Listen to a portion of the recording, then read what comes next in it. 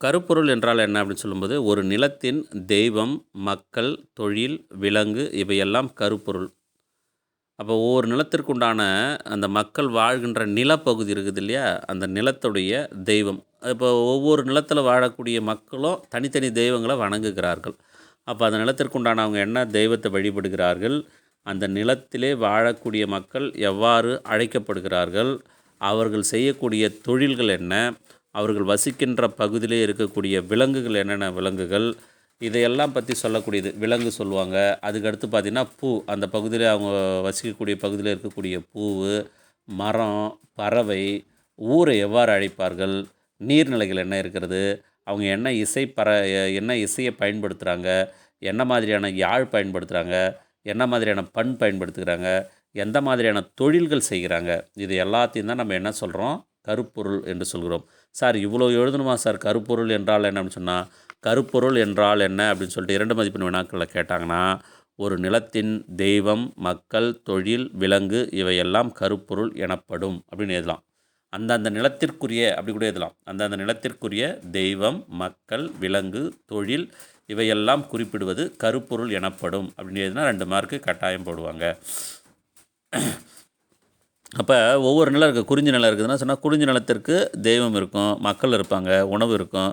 இதே போல் ஒவ்வொரு நிலத்திற்கும் தனித்தனியாக தெய்வம் முதலாக தொழில் வரையில் தனித்தனியாக மாறுபடும்.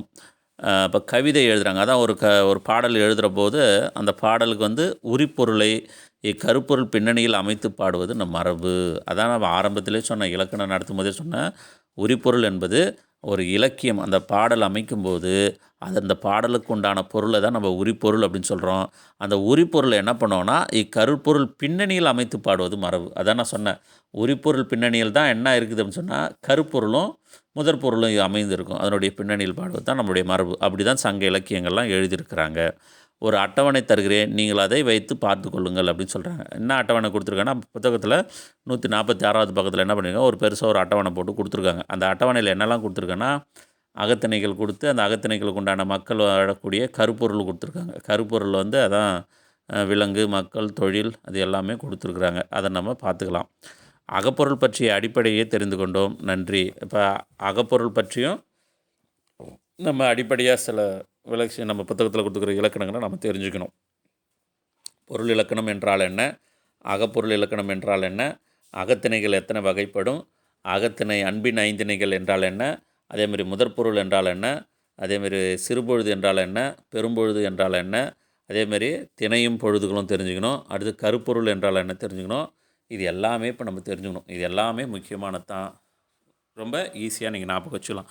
அதுக்கடுத்து நம்ம பாடப்புத்தகத்தில் பின்புறத்தில் இருக்கக்கூடிய அட்டவணையில் என்னென்ன கொடுத்துருக்காங்க அப்படின்றத நம்ம பார்க்கலாம்.